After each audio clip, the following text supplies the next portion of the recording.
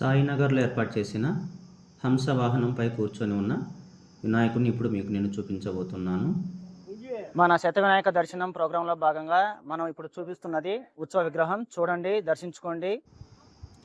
పై మండపం ఆర్చిలో వినాయకుని ఏర్పాటు చేశారు. చుట్టూరా కూడా పూలతో అలంకరణ చేశారు.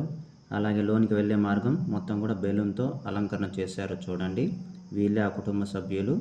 స్వామివారు చూస్తున్నారు కదా, ఎంత చక్కగా చూడముచ్చటగా అందంగా ఉన్నారు.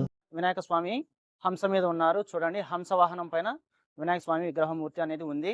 మండపం మొత్తం కూడా బ్లూ అండ్ వైట్ క్లాత్ కాంబినేషన్తో ఏర్పాటు చేశారు. ఇది కేవలం వీళ్ళ ఫ్యామిలీకి సంబంధించిన వాళ్ళు మాత్రమే ఇక్కడ ఏర్పాటు చేసుకున్నారంట. వేరే వాళ్ళు ఎవరు కూడా ఇందులో భాగస్వామి లేరు. స్వామివారు కూడా మంచిగా హంస వాహనం పైన ఉన్నారు. చూడండి ఎంత బాగున్నారు. చూడండి, కేవలం వీళ్ళ కుటుంబ సభ్యులు మాత్రమే ఒకటిగా ఏర్పాటు చేసుకున్నటువంటి వినాయక స్వామి విగ్రహం ఇది. స్వామి వారికి ఇష్టమైన అన్ని రకాల ఆకులు, పళ్ళు, చెరుకు గడలు అన్నీ కూడా స్వామివారి దగ్గర ఏర్పాటు చేశారు. ఎంత అందంగా ఉందో. నెక్స్ట్ మళ్ళీ మనం మరొక విగ్రహం దగ్గరికి వెళ్దాం. ఓకేనా?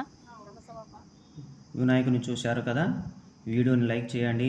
అలాగే మన ఛానల్ని సబ్స్క్రైబ్ చేసి మనల్ని సపోర్ట్ చేయండి. Thank you so much for watching this video.